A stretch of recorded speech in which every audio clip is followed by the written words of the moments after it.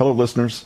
Today is April 11th, 2025, and on the Science of Self, our motto remains improving your life from the inside out. In this episode, we delve into a fascinating exploration of everyday neuroscience with the insightful book Happy Brain, Happy Life by Peter Hollins. This captivating read simplifies complex neurological concepts, offering practical strategies to rewire our brains for enhanced well-being and decision-making. Author Peter Hollins invites us on a journey to understand and shape our brains, revealing that happiness and fulfillment are within our reach. By unraveling the secrets of a happy, healthy brain, we discover actionable steps towards achieving health, wealth, and love. During this episode, we'll uncover the connection between social interaction and happiness, exploring how laughter truly is the best medicine. Additionally, we'll delve into the surprising link between dance and increased serotonin levels, offering unique insights into boosting our overall well-being. Remember, listeners, you can find Peter Hollins' book on Amazon or listen to the audiobook via Amazon, iTunes, or Audible. For more insightful resources, be sure to visit his website at bit.ly/Peter Hollins. Join us as we embark on this enlightening journey into everyday neuroscience and unlock the secrets to a happier brain and life.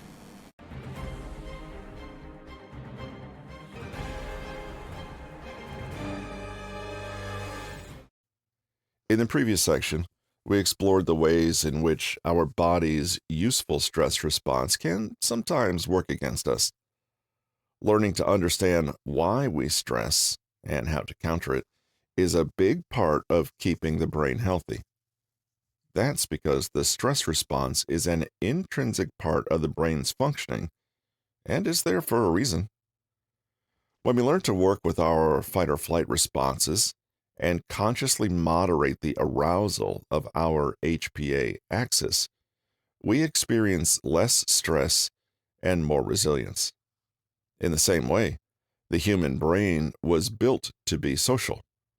The brain evolved mechanisms to keep it safe in a dangerous and unpredictable world, but it also evolved sophisticated mechanisms to help it find purpose, connection, and meaning in its social environment.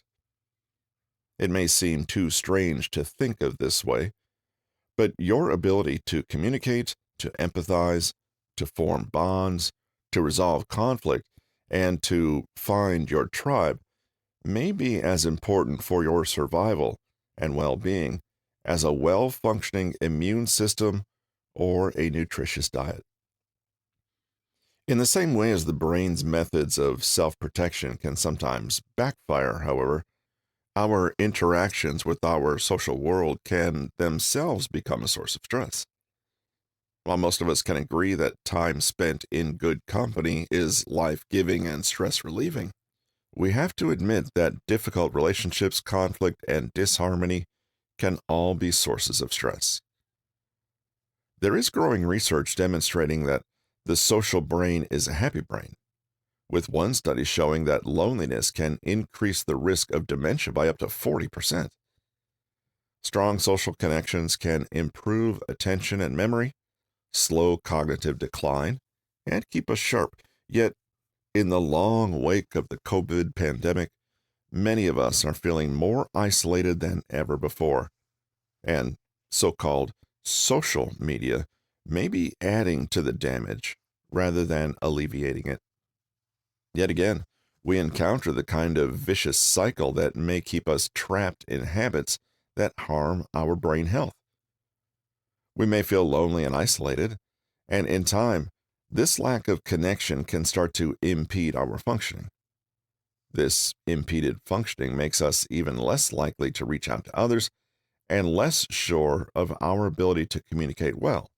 So we withdraw further, and the isolation increases. It can be a surprise to find that your social skills can atrophy in the same way as any muscle can, if not used for a time. It's a mistake, however, to let being a little out of practice discourage you from reaching out. How to reconnect. You could have the healthiest diet, the perfect exercise routine, and a solid sleep schedule, and yet undo all your hard work by depriving yourself of connections to others. If this is an issue for you, don't worry. Loneliness and alienation are far, far more common than most of us like to admit. Drastic overnight changes are unlikely, so be patient with yourself and simply commit to making small, realistic changes to your life where appropriate. Here are a few ideas. Check in on old friendships. You don't have to start from scratch. Instead, rekindle old connections, especially those that may have faded a little over time.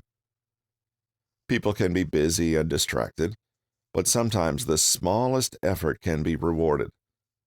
A simple text message can get the ball rolling. Be patient and try not to get discouraged if you need to work hard to reestablish a stale connection. It'll be worth it in the end. Stay open-minded. You may have very real and insurmountable obstacles to socializing in the way you want to or think you should. But you can also experiment with socializing in ways that you might not have considered before. Older people can find their social lives reinvigorated when they overcome their fear of online communication or social media. But by the same token, younger people can surprise themselves by trying out old-fashioned things like going to church, volunteering, or joining a book club. Stay open-minded about the forms your social connections can take, rather than giving up if things are inconvenient. For example, friends may live too far away to visit regularly, but why not video call them? You may feel that you don't have enough money to join hobby groups or have expensive nights out. But that doesn't mean you can't get involved in free community projects and groups. People are everywhere, and opportunities to socialize are everywhere. You may just need to shift your expectations about what being social might look like. Put quality over quantity. While a social brain is a happy brain, there's also some truth in the adage that hell is other people. A 2021 study published in the Journal of the American Heart Association found that women who reported high social strain actually demonstrated poorer cardiovascular health than those who didn't. In other words, a big social life isn't automatically a healthy one. Quality matters. The secret to a satisfying and healthy social life is to prioritize genuine interactions, rather than merely seeking to add more random people to your life. Each of us has their own loneliness threshold, as well as their own personal limit for what they consider to be over-socializing. Find your optimal range and take the time to fill your world with people you sincerely connect with. They don't have to be identical to yourself, and you don't need to have a perfect relationship, but they should make your investment of time and energy worthwhile. 1 or 2 very close friends is preferable to a big crowd that only stresses you out. Change your mindset. A 2018 survey revealed that around 1/5 of adults in the US, UK, and Japan said they often or always feel lonely, feel that they lack companionship, feel left out, or feel isolated from others. Another study focusing on Americans reported that 61% felt lonely sometimes or always. While there are many theories about why people feel so lonely when the world is more connected than ever before, one likely factor is what many call a me-first mentality. Socializing, like any other skill or human activity, takes practice, patience, and effort. Yet, many of us approach social interaction with high expectations for reward, but low or non-existent willingness to contribute anything ourselves. we may unconsciously see others as resources, or our connection to them as measurable only in terms of our personal benefit. The consequence is that when interactions require a little compromise, compassion, flexibility, or patience, we bail and look for what we want elsewhere. Though unflattering, if this rings a bell for you, try to remind yourself that socializing may take time and you may need to learn to harmonize with others, not in spite of their difference, but because of them. Self-care is wonderful, but experiment now and then with care for others, family, your community, even people who don't necessarily deserve it. Develop a thick skin where awkwardness is concerned, and try to be tolerant of people who are likely also struggling to connect in an increasingly complex and divided world. The trick may be not in finding your perfect friends, but rather in learning how to see the good in the people who are already under your nose. Laugh it off.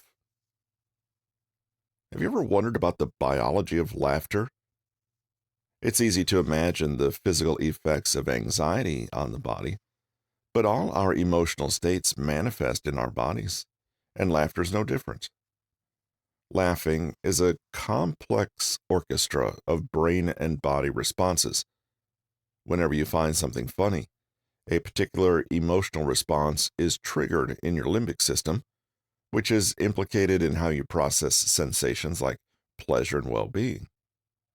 From there, your motor cortex is activated, and this triggers the involuntary contraction of deep muscles, so you find yourself giggling and chuckling. Sophie Scott is a professor of cognitive neuroscience at University College London, and she says that laughter is characterized by quick contractions of the rib cage and involuntary expulsions of air. But you already knew that. This process, while pretty funny in itself, actually releases endorphins in the body, increases oxygen intake, and leaves you feeling happier and more relaxed. Though it might not seem like it at first, laughing is one of the body's most sophisticated techniques for self-regulation, not to mention the role it plays in fostering social bonds, relieving tension, and boosting resilience in the face of life's challenges. Loretta Bruning, author of Habits of a Happy Brain, agrees and explains how laughing can act as a kind of prophylactic against anxiety. Laughter acts like a pressure release valve that counterbalances the damaging effects of too much cortisol in the body. Laughing helps us to feel good enough to be able to face our problems, seek information, and find a way out of negativity rather than be swallowed by it. How many times have you managed to completely shift your own perspective on a problem by simply choosing to see the funny side? The power of laughter is the ability it gives you to quickly switch your perception, shake off anxiety, and look at things afresh. This is because the trigger for finding something amusing actually comes in the way your brain processes information, interprets it, and gives meaning to neutral stimuli. When you laugh at something hilarious, all parts of your brain are engaged, and your entire body, including your blood vessels, lungs, and muscles, are recruited. Laughing is a full brain, full body experience.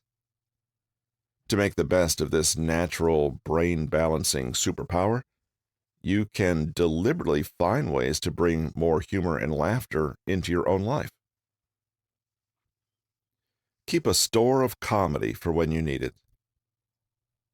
You've probably heard the advice to stock your kitchen with healthy snacks so that when you're feeling munchy, you can quickly grab something that will satisfy the craving and give you the boost you need. Well, you can think of comedy in the same way, almost as a kind of brain supplement to use whenever you feel a little low or stressed out. Keep a collection of funny videos or images on hand that always make you smile. You could try making funny playlists on your phone or collect favorite movies or TV show episodes that always cheer you up. Alternatively, buy tickets for a comedy night anytime you're feeling a little stressed. As far as healthy living habits, this one is likely to be one of the most fun. Keep it good-natured. A lot of what passes for comedy in the world is actually closer to cynicism. You know the kind of thing: sneering, being a little judgy, or poking fun at others. Though we may categorize this kind of thing as humor, it's quite distinct from the purely involuntary physical state of laughter described above, and, therefore, lacks brain-boosting and health-giving qualities. Be careful of using fake laughter, sarcasm, bitter humor, or dark forms of humor such as self-deprecation that may well be witty, but don't produce a genuine physiological response. Don't worry about what's appropriate. What do you personally find amusing? Embrace it. There really is no point in stifling laughter or judging your own personal preferences when it comes to humor. You don't need to justify, explain, or apologize for what tickles your funny bone. It's hard to explain why something is funny, so don't bother. In fact, part of the power of humor is its ability to release tension around social expectations or gently poke at norms and conventions. Don't be self-conscious, and at the same time, accept that other people may laugh at things you don't quite get either. As Breuning says in her book, laughter is the release of fear.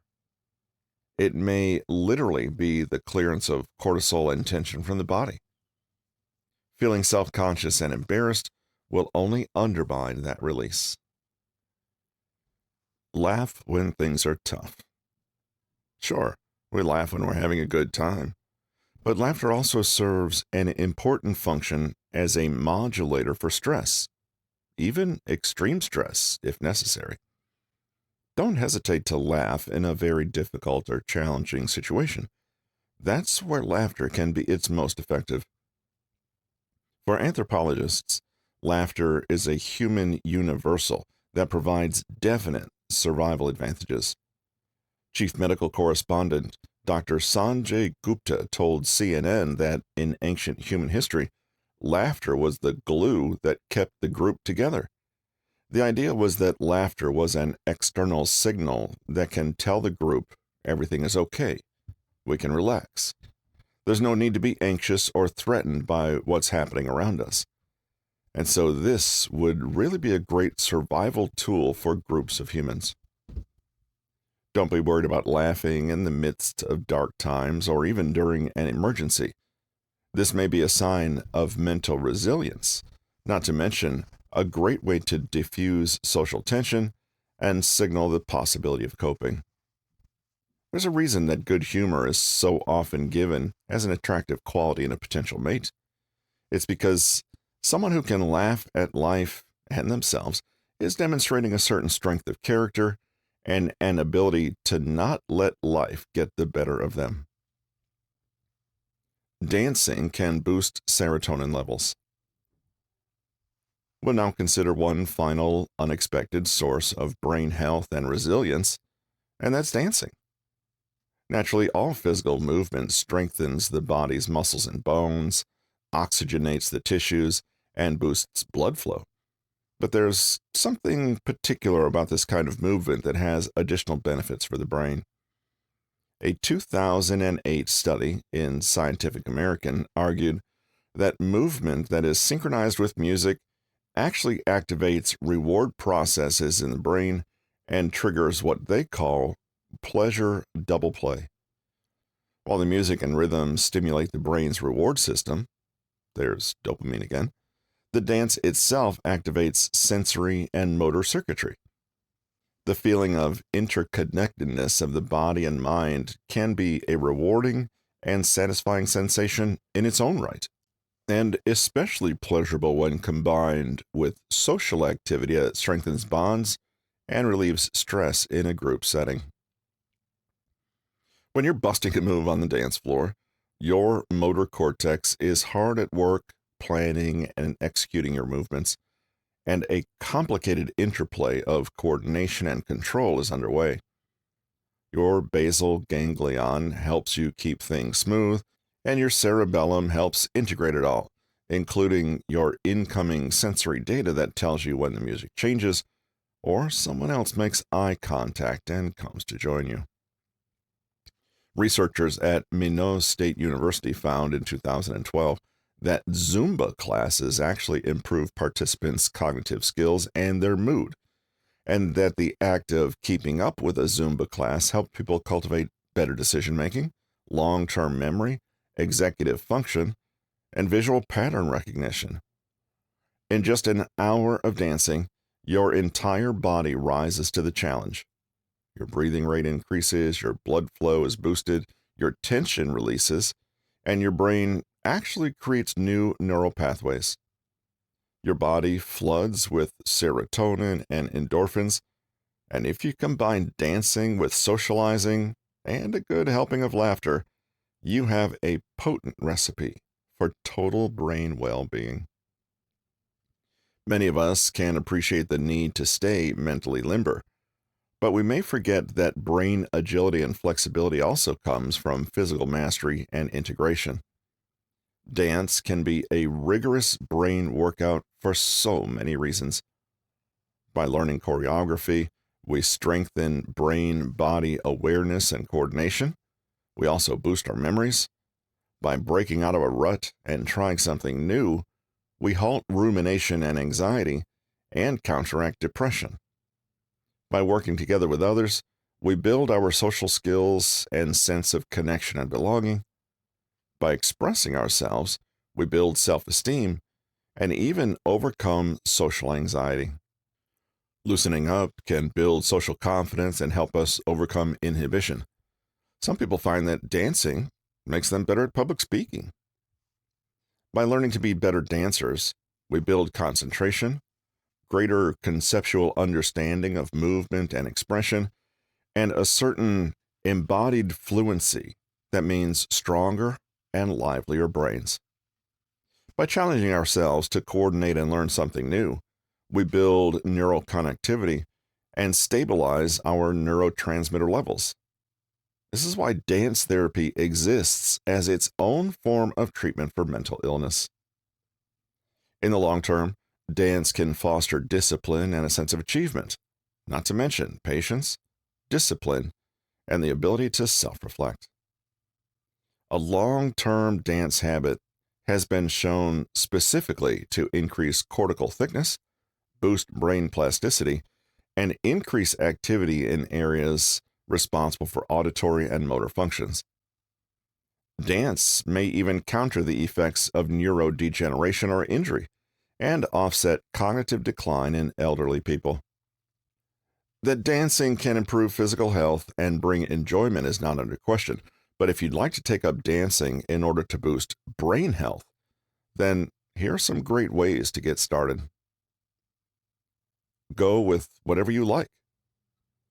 You need to enjoy the dance and the music that accompanies it. Choose a dance form that you sincerely enjoy, whether that's jazz, hip-hop, ballet, salsa, ballroom, or just freestyle it in your living room. Consider connecting with your culture or your community. Traditionally, dancing plays an important and specific role in human life. Since time began, human beings have used dance to express themselves, to mark important occasions, to celebrate, to flirt, to honor their tradition and heritage, to bond with one another, to participate in the religious and transcendental realm, or even to intimidate enemies in war, as the indigenous Maori of Australia do. You may derive extra benefit from dance if you can connect more broadly with its meaning. Choose a dance form that you find especially aesthetically pleasing or one that relates to your own cultural heritage. You may feel even more well-being, connection, and inspiration if you choose dance that is culturally embedded this way. At the very least, joining a local dance community is not unlike initiation into a mini tribe. Dance whenever you can. You don't need a formal occasion. You don't even necessarily need a dance partner, a teacher, or a class. If you want to play around with dance on your own terms, start out with YouTube videos and get a sense of what you enjoy. Zumba is a great idea and a good cardio workout. Or consider trying live Zoom classes.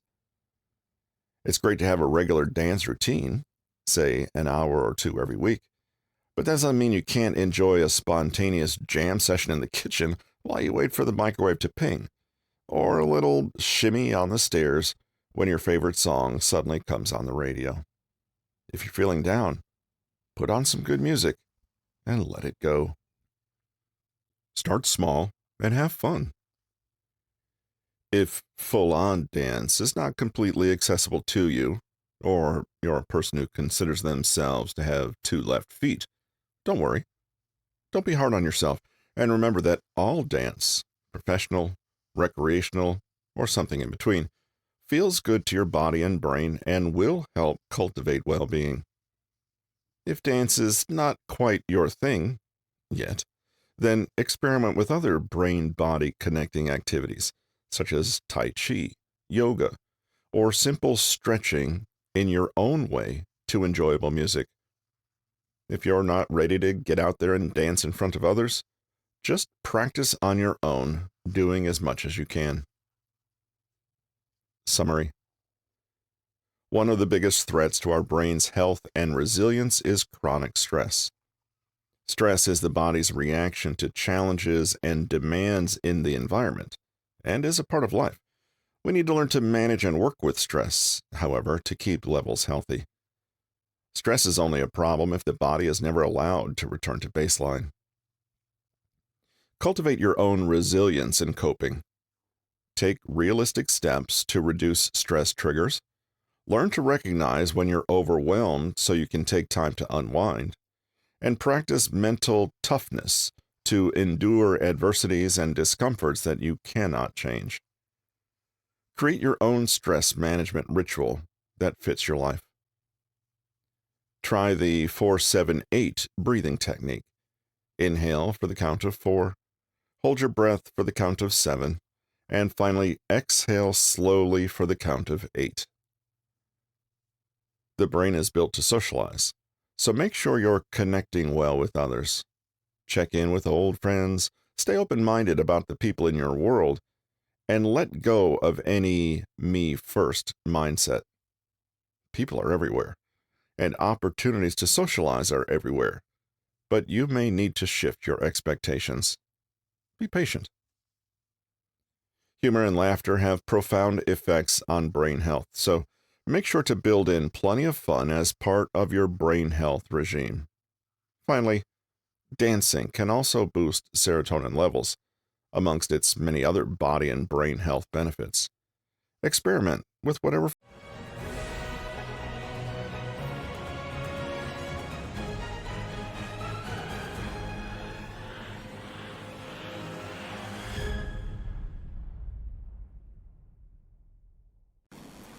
And there we have it.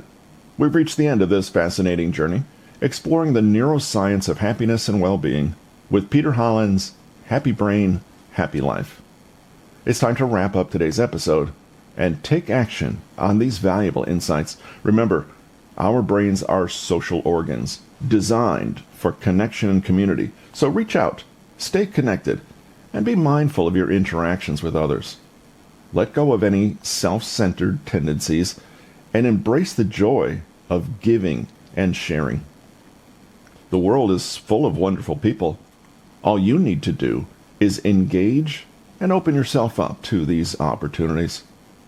Laughter truly is the best medicine. Incorporate more humor into your life. Find things that make you laugh, whether it's a funny movie, a comedy show, or just a good old belly laugh with friends. And don't forget the power of movement. Get those endorphins flowing and dance like no one's watching. Find your groove and shake off any stress or negativity. These simple actions can have profound effects on your brain health and overall happiness. By taking care of our brains, we can improve every aspect of our lives, from health to wealth and love. So, let's put these insights into practice and make a conscious effort to nurture our happy brains. Don't forget, you can find Peter Hollins' book, Happy Brain, Happy Life, Everyday Neuroscience of Health, Wealth, and Love on Amazon, or listen to the audiobook via iTunes, Audible, and other popular platforms. It's a brilliant resource for anyone wanting to think smarter and not harder. Join us again next time as we continue our exploration of self-improvement on the Science of Self podcast. Until then, keep your brain happy and healthy.